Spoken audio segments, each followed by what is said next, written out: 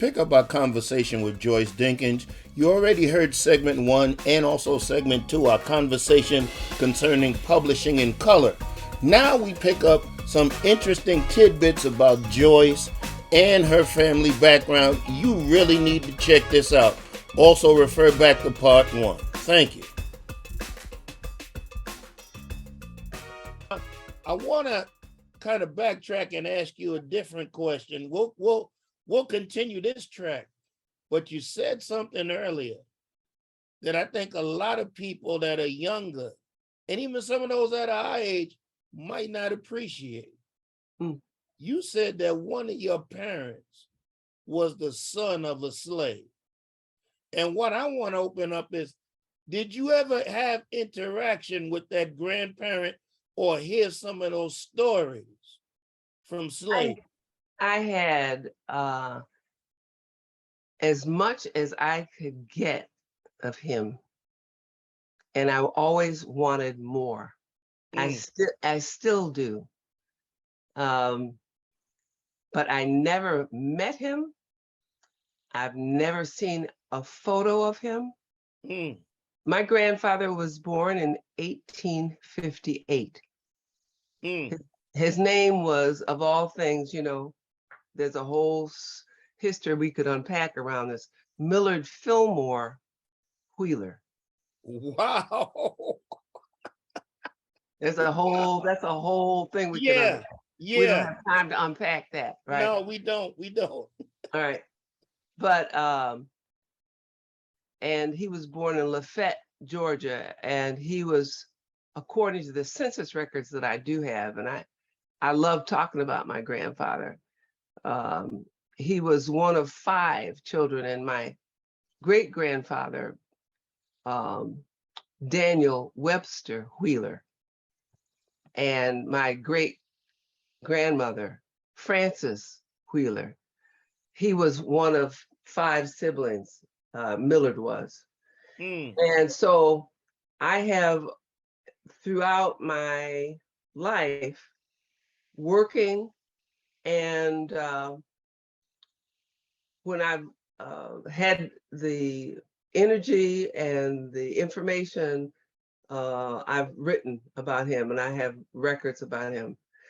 Then on my mother's side, I know we were talking about my grandfather being a slave born in 1858.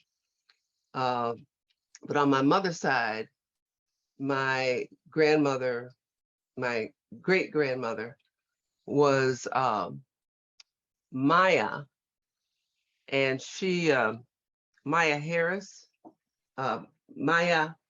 Ponder, or Mariah, you know, sometimes we don't even know our names, right?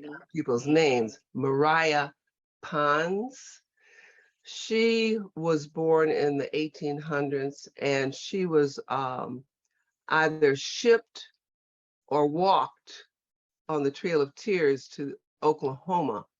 Wow. And so my mother's mother, Bertha Marshall Powell, grew up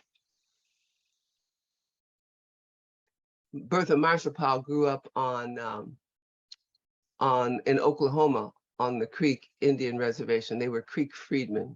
Wow. So anyway, you know, that's enough to write about right there. Those two.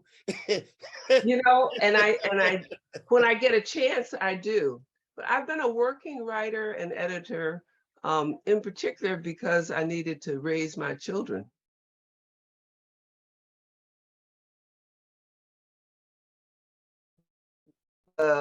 Lineage that I can look back on and that I have written about and that I hope to write more about, speak more about.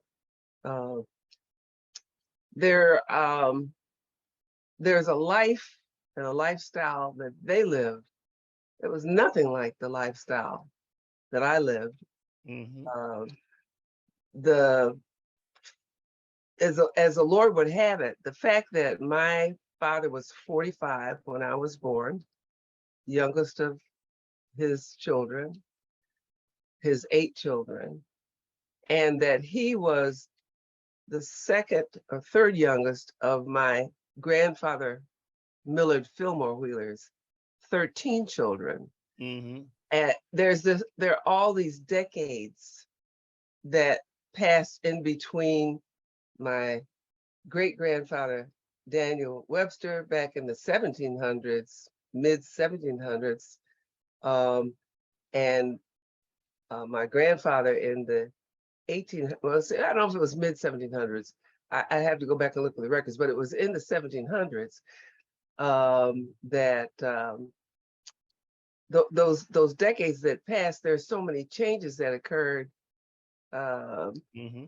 Some that we're still waiting on, but there were many changes that occurred between their decades and mine in the 1950s. You know, so I'm aware and reflect on that, and it's a miracle to me to see where I've come from. Not so much where I was from, where I was born and grew up. That's an interesting context to be in, as with parents who had migrated out of the South. But another point I think that I was trying to make is that in terms of my life and my pursuits and the things that God has allowed me to experience, is that my parents were always, and their parents, they were trying to escape. I might have called it lower middle class, but it was poverty for them. Mm-hmm. They were trying to escape poverty.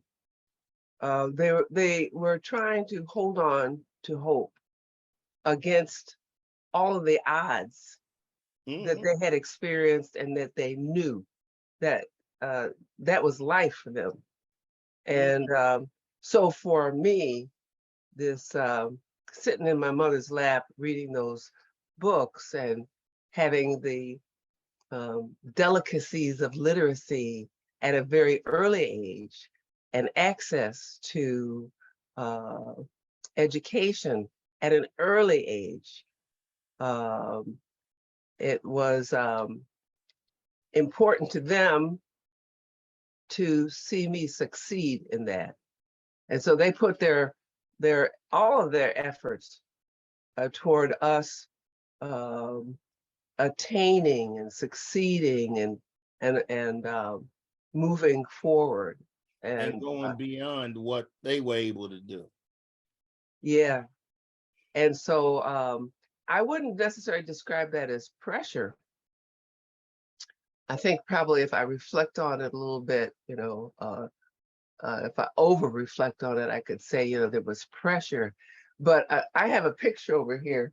Let me grab it. It's just a fun picture I have to share with you. Oh, not a problem. I hadn't planned on it, but let me grab it. I don't know if you can see this picture, but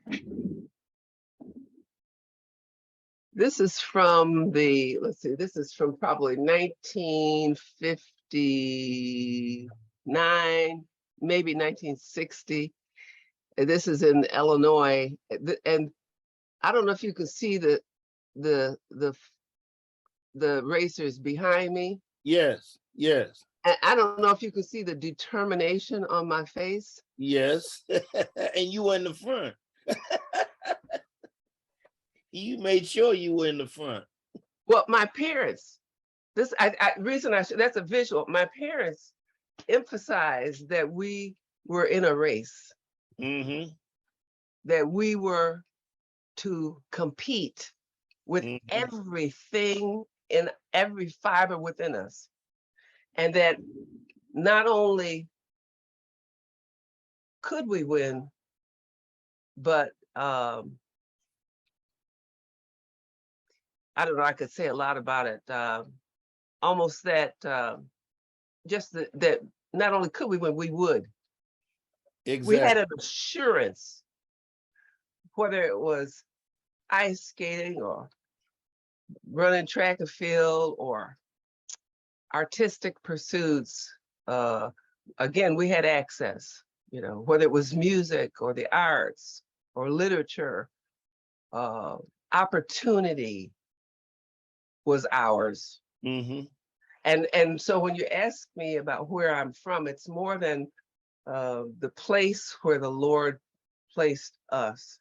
And he wove all these experiences of slavery and freedom together. It is a consciousness, an awareness of the lack of opportunity, the lack of representation, the lack of dignity, and then the hope and the promise that we could enjoy. Well, we are the sum total, and we forget this, of the trajectory of our family tree. Because when we look at where we are, there has to be something that comes before to give us anchor and support to get to where we're going. I can track in a similar way. My grandmother, maternal grandmother, probably had like a 5th grade education. And now I have an earned doctorate. And my mother was a registered nurse. So the point that you're making and the point that I'm trying to reinforce is none of this happens by accident. It happens because you have a foundation somewhere of persons that have said, we can't stay where we are. And they trusted God and they started walking towards where they felt God was leading them. And it's almost like that passage. Matter of fact, I think I wrote about this for one of the pieces. Devotionals? Devotionals. Where we, I think it's Hebrews chapter 10. Yes. At the end of it, where it talks about they didn't achieve what they were promised, but they basically, I'm paraphrasing now. Yeah, I hear they you. achieved it through us. So in other words, we are the continuum of that race. Yeah. And I don't mean to tread on your time, but this just this is good. Really, this is about you, but this just clicked in my head. No, but see, here's the thing. Let me stick a pin there, and I'm saying this is about us. Yeah, I got you. All of it's about you and me and those who might listen and be prompted. It's about the whole of us. That's right. So let me take us back then. I'm gonna use your language to when Jamie Foxx won his Oscar. Yes. Jamie Foxx, at the end of his Oscar, dedicated it to his grandmother. And he talked about what she put in him. And he talked about that he wished she could be there now, but that's all right because he sees her and talks to her in his dreams. Yeah. And then he ended by saying, I can't wait to go to sleep tonight. Oh, yeah. So I can have this conversation with her about this and place erupted. I'm getting misty. It's not even my grandmother. I see you.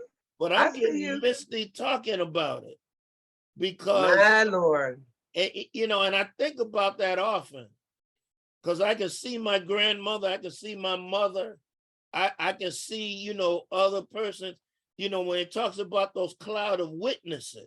Yes. I can see them looking down and looking at some of what we're dealing with. You know what, Pastor? We've been.